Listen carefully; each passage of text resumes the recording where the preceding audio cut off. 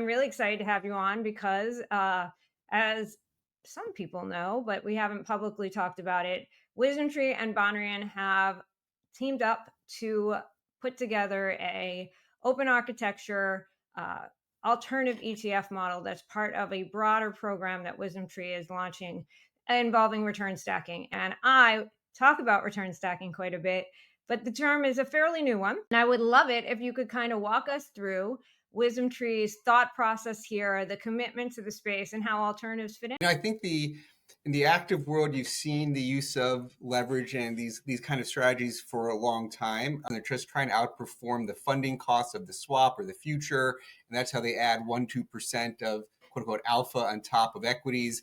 We were the first firm, I think, to do it with beta instruments, using basically stock and bond futures. It's like, well, if you're going to put in an alternative, where do you fund it from? What do you sell? Like, you're putting in this sort of complex instrument. It's always tough to figure out what to sell. And this was the idea where you could have both. That day we launched it 7 or 8 years ago, we put it out, and Cliff Asness wrote out, I had a 25-year head start on WisdomTree, and they still beat me to it.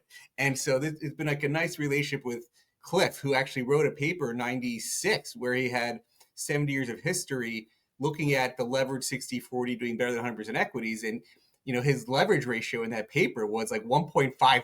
It was like exactly the 90-60. You blend in alts and you're going to get a better place where you're using stocks and bonds and a few other open architecture things on mortgages and investment grade to round out a holistic set of stocks and bonds. And then we come to you for your best ideas in the ETF alternative world.